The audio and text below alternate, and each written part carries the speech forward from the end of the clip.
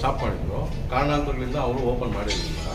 ಮೊನ್ನೆ ನಾವು 26ನೇ ತಾರೀಕು ಬಂದು 26/12/2025 ಬಂದು ಓಪನ್ ಮಾಡಿದಾಗ ಪೂಜೆ ಮಾಡಿ ಇದು ಮಾಡಬೇಕು, ಇದು ಫಿಲಮ್ ಸ್ಟಾರ್ಟ್ ಮಾಡಬೇಕಾದ್ರೆ ಅಷ್ಟರಲ್ಲಿ ಗೋಕುಲ್ ಅನ್ನೋಂಥ RI ಬಂದ್ಬಿಟ್ಟು ನಮಗೆ ಒಂದು ನೋಟಿಸ್ ಕೊಡಿ.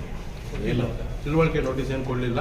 ನಾವು ನೋಟಿಸ್ ಕೊಡ್ತೀವಿ, ತಾವು ದಯವಿಟ್ಟು ನಿಲ್ಲಿಸಬೇಕು ಅಂತ ಹೇಳಿದ್ರು. ನಾವು ಕಾನೂನು ಗೌರವ ಕೊಟ್ಟು ನಾವು ಅವತ್ತು ವಾಪಸ್ ಹೋದ್ವಿ. ನೋಟಿಸ್ನ ಸಾಯಂಕಾಲ 7 ಗಂಟೆಗೆ ತೊಗೊಂಡ್ಬಂದು ಕಾಂಪೌಂಡ್ ಅನ್ಸ್ಬಿಟ್ಟು ಹೋಗಿದ್ದಾರೆ. ನಮಗೆ ಇನ್ಫಾರ್ಮೇಷನ್ ಇಲ್ಲ. ಮತ್ತೆ ಯಾರೋ ನೋಟ್ ಫೋಟೋ ತೆಗೆದ್ಮೇಲೆ ನಾವು ಹೋಗಿ ಈ ದಿನ ತಹಸೀಲ್ ತಾಲೂಕು ಆಫೀಸಲ್ಲಿ ಅವ್ರಿಗೆ ರಿಪ್ಲೈನ ಕೊಟ್ಬಿಟ್ಟು ಬಂದಿದ್ದೀವಿ.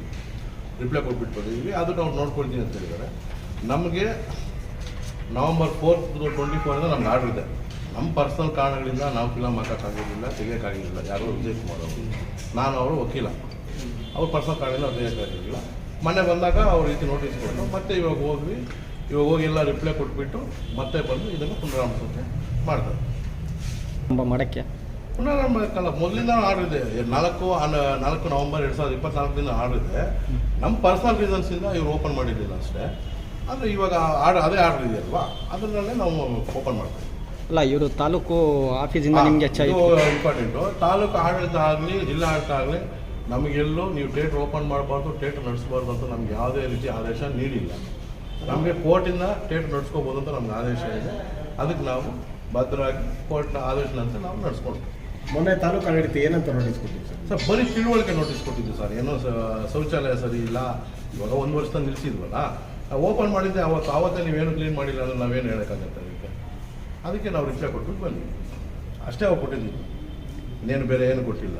ಅವ್ರ ಆದೇಶ ಯಾಕಂದ್ರೆ ನಿಮಗೂ ಕೊಟ್ಟಿದ್ದೀವಲ್ಲ, ಅದು ತಿಳುವಳಿಕೆ ನೋಟಿಸ್ ನಿಮಗೂ ಕೊಟ್ಟಿದ್ದೀವಿ, ಅಷ್ಟು ಮಾತ್ರ ಅವರು ಇದು ಮಾಡಿದ್ದಾರೆ.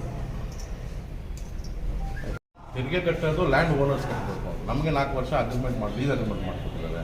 ಆ 4 ವರ್ಷ ಲೀಸ್ ಅಗ್ರಿಮೆಂಟ್ ಮಾಡಿರೋದನ್ನ ನಾವೇನಿದ್ರು ನಾವು ಲೀಸ್ ಅಗ್ರಿಮೆಂಟ್ಗೆ ಏನು ಬದಲಾಗಿದೆ ಆ ಟರ್ಮ್ಸ್ ಆ್ಯಂಡ್ ಕಂಡೀಷನ್ಸ್ ನಾವು ಕೆಲಸ ಮಾಡ್ತೀವಿ. ತೆರಿಗೆ ಕಟ್ಟೋದು ಇವಾಗ ಬಾಡಿಗೆ ಮನೆಯವನ್ನ ಸ್ವಂತ ಮನೆಯವನು ಓನರ್ ಕಟ್ಟಬೇಕಾ, ಬಾಡಿಗೆ ಕಟ್ಟೋನು ಕಟ್ಟಬೇಕಾ? ಇವ್ರು ಬಾಡಿಗೆ ಕಟ್ಟೋರು, ಓನರ್ಸ್ ಆಗಿದ್ದಾರೆ, ಅವ್ರು ಕಟ್ಕೊಳ್ತಾರೆ ತೆರಿಗೆನ. ಅದನ್ನೆಲ್ಲ ನಾವು ಹೈಕೋರ್ಟಲ್ಲಿ ಚಾಲೆಂಜ್ ಮಾಡಿದ್ವಿ. ಅದಕ್ಕೆಲ್ಲ ಆರ್ಡರ್ ಆಗಿದೆ.